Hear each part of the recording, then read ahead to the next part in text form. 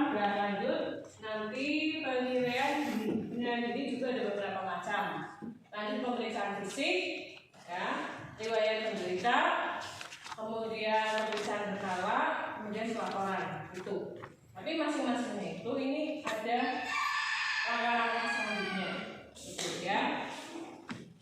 Itu kemudian dilihat yang pertama itu untuk penilaian keadaan. Yang pertama itu kita harus memastikan keselamatan dulu, ya.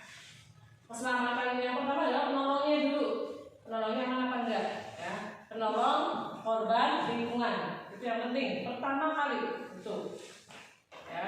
Penolong, korban, lingkungan, aman atau tidak. Nah setelah itu, setelah misalnya sudah aman, sudah diamankan, maka kita lanjut ke belum, ya, belum, masih ada langkahnya ternyata setelah keselamatan. Kita memperkenalkan diri, ya, memperkenalkan diri, kemudian meminta izin untuk menolong. Ya, dicatat ya, catat. Meminta izin untuk menolong. Boleh nggak nanti izinkan perkenalkan, nama saya Dewi dari PMR SMP Bisa Tujuan Warna, bolehkah saya menolong? Itu. Jadi penting banget izin, ya. Nah, setelah itu juga masih ada lagi ternyata.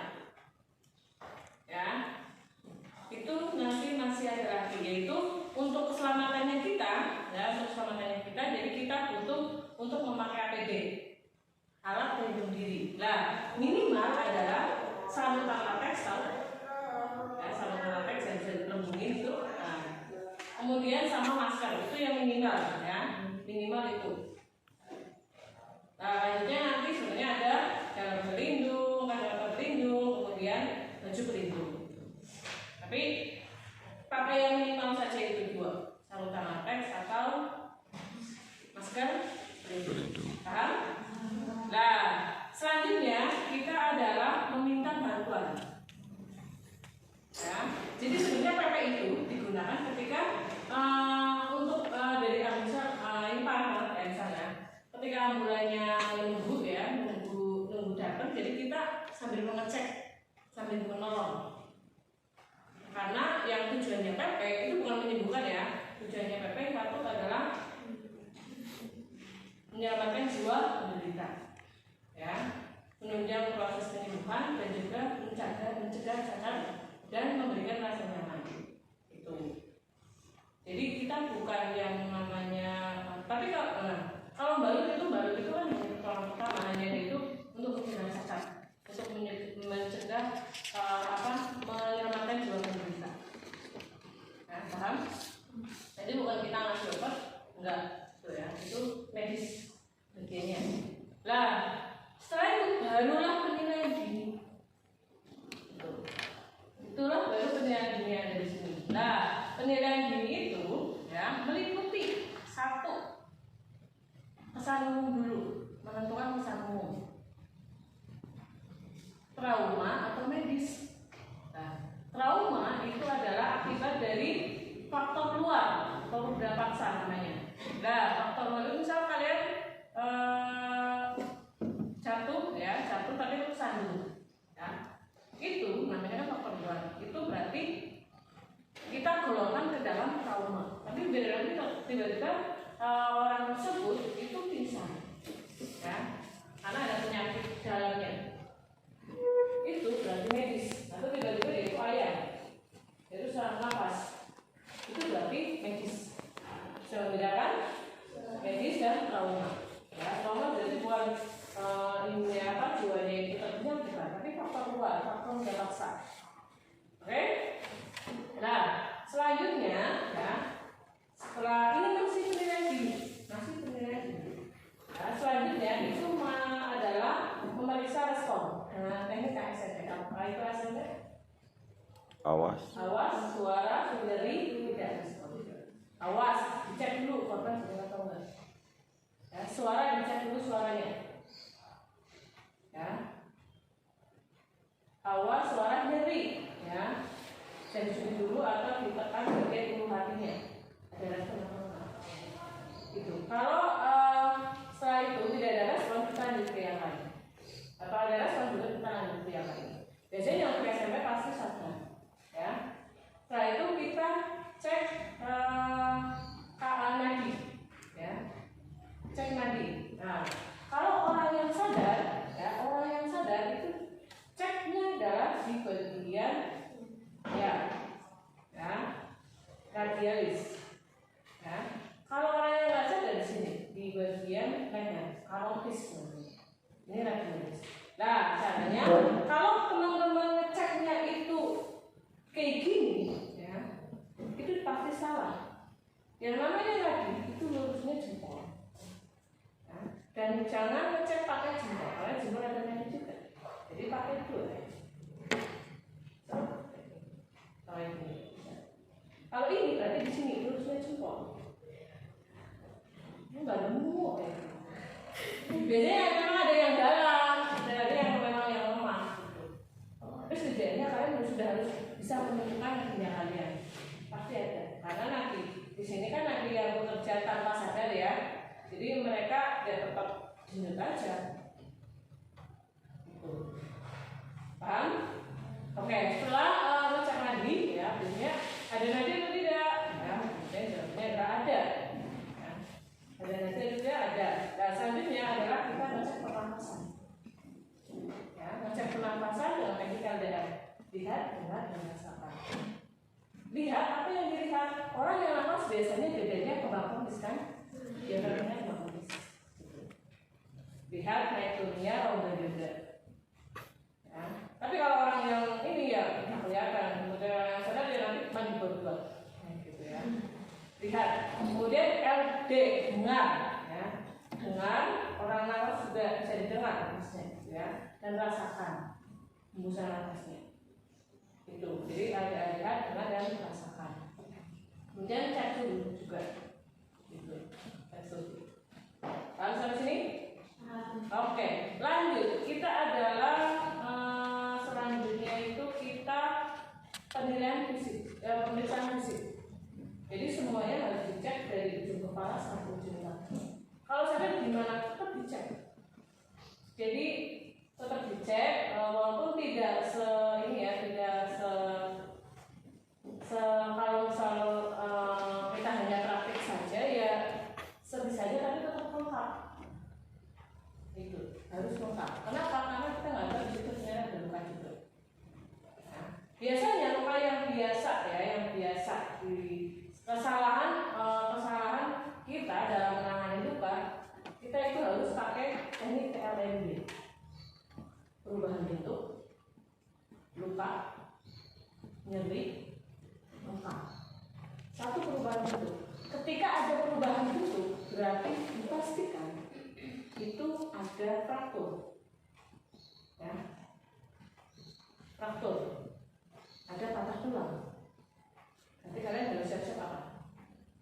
Bidang, ya, fraktur. Ada perubahan itu enggak? Kalau enggak, ya berarti enggak. Jadi nanti kita dicek dulu. Bisa, tapi bisa juga nanti dislokasi juga. Bisa fraktur, bisa dislokasi. Ya. Kemudian perubahan bentuk, kemudian luka. Ada luka tidak? Apakah ada luka? Ya. Jawabannya ketika ada, ya, ditanyakan, ya, dicek lukanya itu panjangnya berapa senti, kedalamannya berapa senti. Memang harus kayak gitu, coba. Nah, ngeceknya ini kalau ya ngeceknya biasanya ditanyakan. Ya, kalau yang secara langsung kita tahu kan lukanya panjangnya berapa gitu. Ya, kalau dalam praktek ya ditanyakan. Ya. Ditanyakan. Ya nanti kita praktek aja nanti ya. Nah, kalau ada luka dipastikan itu ada luka terbuka. Kalau nggak ada luka, ya, atau bisa luka tertutup juga ada luka, ada. Apakah ada darah yang keluar? Nah, kalau misal tidak ada, nanti dipastikan itu tadi misal, ya, perubahan bentuk ada enggak? Ada luka enggak? Enggak. Nanti itu patah tulang tertutup. Ya. Tapi kalau ada perubahan luka enggak? Tidak. Ada luka enggak? Ada. Jadi kemudian ada darah yang mengalir, ada yang darah yang keluar, ada. Berapa panjangnya? Berapa kedalamannya? Jadi kita tahu. Kalau misal memang dalam, ya, berarti kita kan ya harus pakai penutup luka. Berarti kemungkinan kalau misal dalam itu bisa pendarahan. Berarti kita pakai yang dalam. Tapi ketika dia itu hanya ada berapa senti? Ya 2 senti. Kemudian kedalamnya berapa? 0,0 berapa? Jadi nanti kan kita cukup pakai kasak gitu ya, pakai kasak mungkin itu. Ya. Tapi kalau memang dalam, ya apakah darah mengucur? Paling mudah sebenarnya apakah darahnya mengucur? Ya. Ketika darahnya mengucur, berarti dipastikan pakai pembalut. Ya, pakai kita.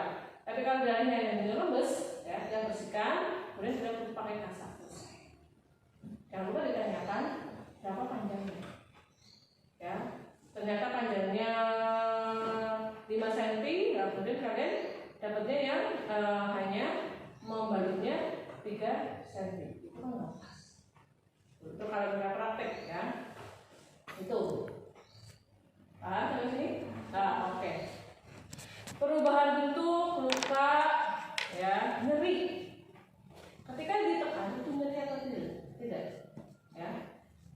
Ketika nyeri, nah, berarti di situ ada luka. Benar ini lukanya kan tutup, nyeri enggak? Kemudian terakhir adalah bengkak. Ketika nyeri biasanya pasti bengkak. Apa yang terjadi ketika bengkak? Dilakukan apa? Katanya? Kompres. Kompres pakai air dingin. Kalau enggak pakai es. Gitu ya. Paham? Tuh. Jadi kita ngecek semua, kemudian ada luka di mana? Nah, beberapanya yang salah adalah ketika ada perubahan bentuk, tapi di persendian, misalnya contohnya adalah di bagian kaki ya, atau di bagian sini, di bagian lengan sini, kaki biasanya sini ya. Jadi di sendi, ya, ada perubahan luka ada. Kemudian apakah ada perubahan bentuk ada? Kemudian apakah ada luka? Tidak. Apakah nyeri saat ditekan? Iya. Apakah ada bengkak? Ada. Nah, itu berarti kita biasanya sebenarnya pakai beberapa jenis pembalutan itu bisa. Tapi paling mudah itu adalah memakai yang pembalut elastis, yang Tensoplast ya, yang bisa merek lain ya, yang warnanya coklat itu. Paham? Nah, setelah itu sebenarnya penilaian fisik itu banyak banget ya. Tapi kita harus tahu yang tadi, apakah ada perubahan bentuk? Ya. Ketika ada luka di situ, ya ada luka di situ. Apakah ada perubahan bentuk? Apakah ada luka? Apakah lukanya terbuka atau tertutup? Enggak ya, ini tidak terbuka. Apakah darahnya mengucur? Ya. Kemudian setelah itu kita sudah bisa ini ya, mulai ya. Apakah ini bisa ditekan? Ya. Kemudian apakah ada bengkak? Paham? Nah, biasanya pemeriksaan itu dari mulai kepala, ya, dan anggota badan sampai pinggul, panggul. Kemudian alat gerak atas dulu, dimulai dari yang tertekan, dari penolong, kemudian alat gerak bawah. Nah, itu. Nah, selanjutnya adalah masih dalam rangkaian pemeriksaan fisik adalah pemeriksaan tanda vital, nafas, nadi, suhu. Paham? Itu yang penting. Nah, selanjutnya adalah pemeriksaan berkala untuk mengecek kembali apakah ada luka semuanya. Terakhir adalah